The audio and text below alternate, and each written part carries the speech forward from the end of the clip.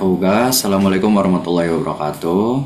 Selamat pagi, dosen pengampu Dr. Hasan Musibah dan Pak Tri Susilo Wahyu selaku dosen pengampu mata kuliah Statistika Ekonomi. Dan selamat pagi teman-teman semuanya. Di sini kami dari kelompok 9 akan memaparkan materi kami yaitu time series lanjutan. Sebelum itu, izinkan kami memperkenalkan diri terlebih dahulu. Perkenalkan, saya Yustian Atasani dengan 3 digit yang terakhir 311 dan rekan-rekan saya. Saya Zara Umur Kulsum dengan 3 digit di belakang 296. Saya Mako Satna dengan 3 digit min belakang 439. Berikut daftar isi materi yang akan kita paparkan pada kesempatan kali ini. Yang pertama ada time series forecasting, yang kedua ada exponential smoothing, dan yang ketiga ada LSTM dan outer deep learning techniques for time series. Yang keempat ada Sarimo modeling, dan yang kelima ada model evaluation and diagnostic. Untuk materi yang pertama akan dijelaskan oleh rekan saya.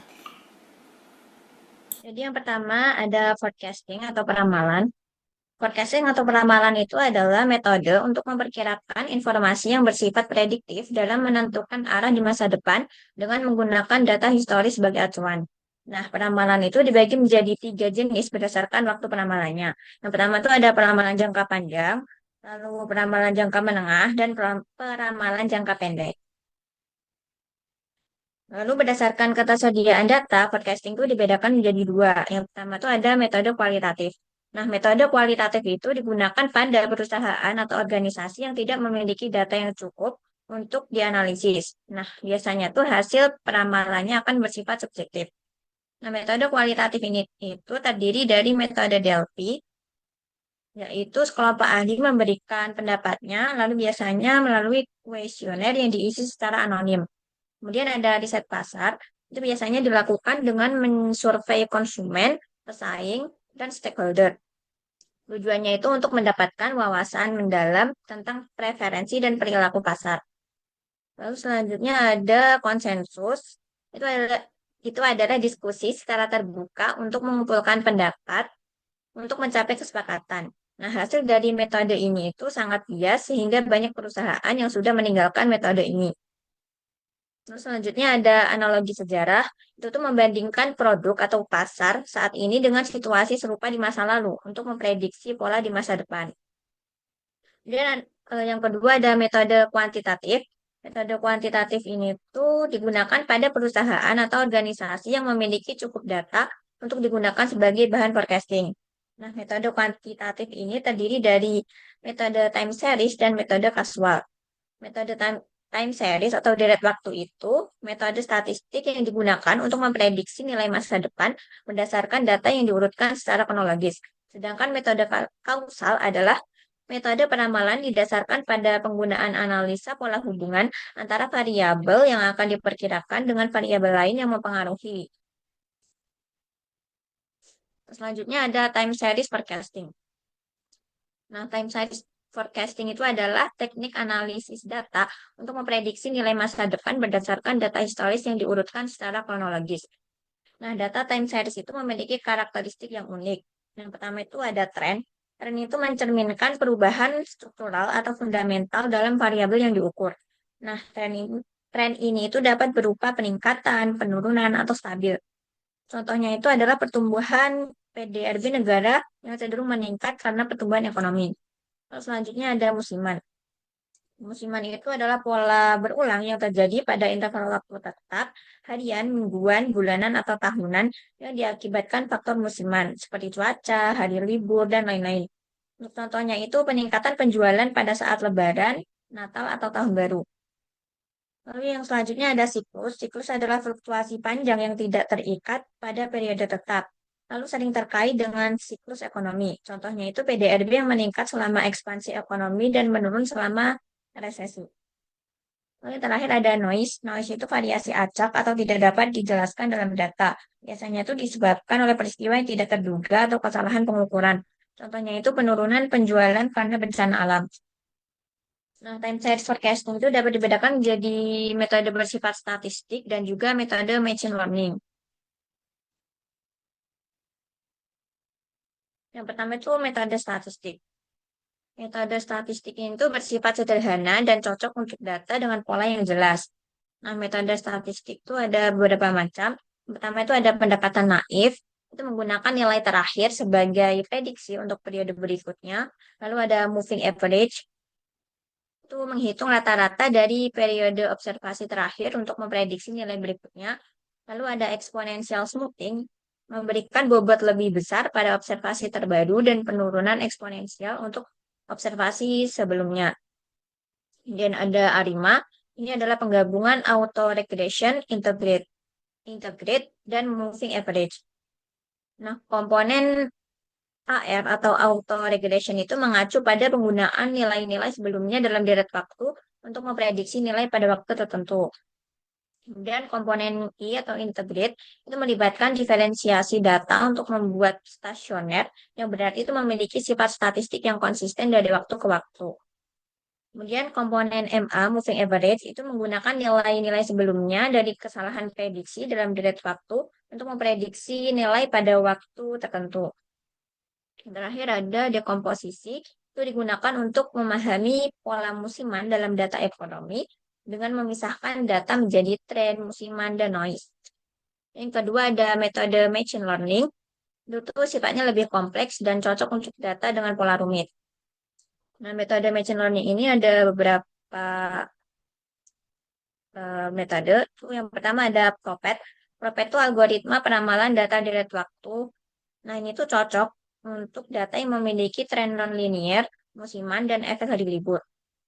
Kemudian ada metode neural network, itu tuh terdiri dari sejumlah besar elemen yang memproses informasi yang saling terhubung dan bekerja sama untuk menyelesaikan masalah.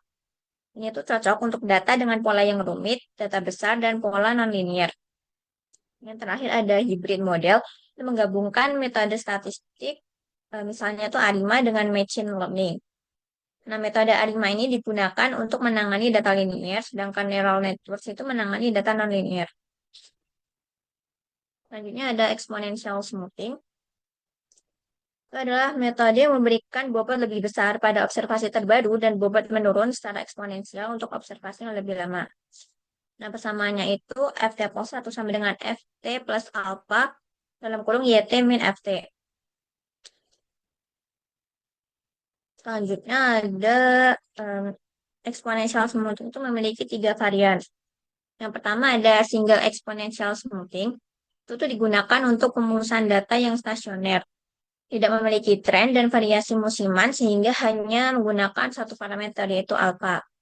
Yang kedua ada double exponential smoothing. Itu tuh digunakan untuk pemusatan data yang memuat tren tetapi tidak memiliki variasi musiman. Lalu memiliki 2 parameter yaitu alpha dan beta. Nah, lalu yang terakhir ada triple exponential smoothing. Ini tuh digunakan untuk pemulusan data yang memuat tren dan variasi musiman serta memiliki 3 parameter yaitu alpha, beta, dan gamma. Selanjutnya akan dijelaskan oleh rekan saya. Oke, selanjutnya kita bahas tentang LSTM, di mana LSTM ini dibangun dengan memory cell yang berfungsi untuk menyimpan dan mengingat informasi jangka panjang. Dan memory cell ini menyebabkan model mampu mengingat informasi penting dan relevan pada data masa lampau dengan jarak waktu yang jauh atau ketergantungan jangka panjang. Oke, di sini tuh ada 3 memory cell pada LSTM. Yang pertama itu ada forget get, itu di mana itu untuk memutuskan informasi apa yang tidak relevan dan bisa itu dilupakan atau dihapus. Lalu ada input get, ini tuh gunanya untuk menyaring informasi baru yang akan disimpan. Lalu yang ketiga itu ada output get, di mana ini tuh menentukan apa yang akan dikirim sebagai output pada langkah waktu berikutnya. Kayak ada fungsi utama dalam peramalan time series itu ada 3. Yang pertama itu ada menangkap pola jangka panjang dalam data. Yang kedua ada mengatasi hubungan nonlinear antar variabel. Yang ketiga ada cocok untuk peramalan satu langkah maupun multi-step. Oke, selanjutnya kita akan bahas tentang other deep learning technique used for time series. Yang pertama itu ada GRU atau Get Recurrent Unit. GRU ini varian dari RNN yang dikembangkan untuk mengatasi kelemahan utama RNN tradisional, yaitu kelemahannya itu tadi ada vanishing gradient. di mana GRU ini merupakan versi lebih sederhananya dari LSTM, namun tetap kuat dalam memproduksi data sekuensial itu, dan GRU ini tuh diciptakan untuk mengatasi vanishing gradient, di mana ini ada masalah di mana sinyal error itu menghilang dalam proses pelatihan jaringan yang dalam. Oke, komponen utama GRU atau gerbang utamanya GRU itu cuma ada dua. Yang pertama itu update gate, di mana update gate ini berfungsi untuk mengontrol seberapa besar sih informasi lama yang dibawa ke langkah berikutnya. Lalu yang kedua itu ada reset gate, di mana ini tuh digunakan untuk mengontrol seberapa besar informasi lama yang akan dilupakan.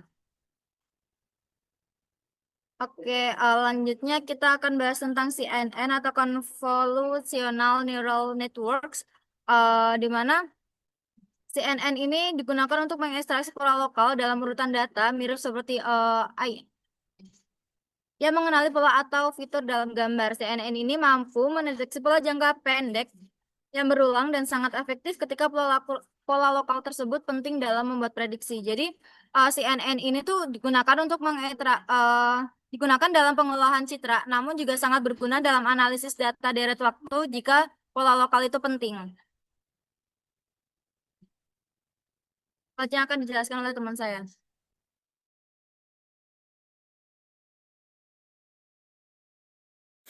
Oke, berikutnya adalah Sarima Modeling. Sarima Modeling atau seasonal rima adalah model statistik untuk memprediksi data deret waktu atau time series yang memiliki pola musiman. Contohnya itu seperti penjualan tiket meningkat setiap bulan Desember atau akhir musim liburan. Yang kedua itu penjualan pakaian meningkat pada setiap bulan Ramadan. Next. Komponen Arima ini punya dua komponen ya. Di sini Arima yaitu non musiman, dan untuk musiman sendiri itu ada tambahan seasonal atau S. AR itu dengan nilai P, nilai sekarang dipengaruhi nilai sebelumnya. Contohnya itu harga saham hari ini tergantung hari kemarin. Terus I atau integrated, jumlah differencing untuk menghilangkan tren. Misalnya itu kurangi data hari ini itu dengan kemarin agar lebih stabil. Yang ketiga itu ada MA atau moving average, nilai sekarang dipengaruhi oleh error prediksi sebelumnya. Dan untuk musiman sendiri itu kurang lebih sama seperti siklus non musiman. Di sini polanya itu bedanya dengan pola bulangan, dan S-nya sendiri itu seperti panjang musim. Contoh itu S sama dengan 12 untuk data musiman, data bulanan. Next. Berikutnya ada model evaluation and diagnostic. Setelah membuat model, kita perlu cek apakah prediksi akurat dan apakah ada kesalahan sistematis. Di sini ada dua cara untuk mengevaluasi model. Yang pertama ada hitung error matrix, dan yang kedua ada analisis residual. Kita bakal masuk ke hitung error matrix terlebih dahulu. Next. Untuk hitung error matrix, ini ada tiga cara. Yang pertama ada MAE atau mean absolute error, atau error rata-rata absolut. Rata-rata selisih absolut antara nilai prediksi dan nilai aktual. Contohnya itu di sini MAE digunakan untuk mengevaluasi prediksi biaya operasional bulanan. Untuk rumusnya sendiri bisa dilihat aktual dikurangi dengan prediksi dibagi dengan N. Yang kedua ada RMSE atau root mean squared error atau akar rata-rata error kuadrat. Mengukur akar kuadrat dari rata-rata selisih kuadrat prediksi dan aktual. Itu digunakan untuk prediksi cost minimum untuk menghindari overdraft. Yang ketiga ada MAPE atau mean absolute precedent error, error precedent rata-rata absolut. Rata-rata selisih absolut dalam persentase terhadap nilai aktual. Jadi itu digunakan untuk melaporkan akurasi prediksi budget tahunan. Next. Berikutnya ada analisis residu, yaitu analisis yang kedua. Yang pertama di sini kita melakukan dengan cara cek residu atau error prediksi. Yang pertama itu residu. Apa itu residu? Selisih nilai aktual dan prediksi. Jadi itu harus tidak harus acak atau tidak ada pola tersisa. Contohnya jika residu nilai naik terus, berarti model belum menangkap tren. Yang kedua ada uji statistik. Di sini kita menggunakan dua cara, yaitu Legend Box dan QQ Plot. Untuk Legend Box test sendiri itu jika P value lebih besar daripada 0,05, artinya residu acak atau model baik. Untuk QQ Plot, bandingkan distribusi residu dengan normal. Jika mengikuti garis lurus, artinya residu normal. Dan yang ketiga, bandingkan nilai aktual dengan prediksi. Di sini kalau data aktual dan prediksi jika garisnya hampir sama, maka model itu bagus. Next. Mungkin sekian presentasi dari kelompok 9. Kurang lebihnya mohon maaf. Wassalamualaikum warahmatullahi wabarakatuh.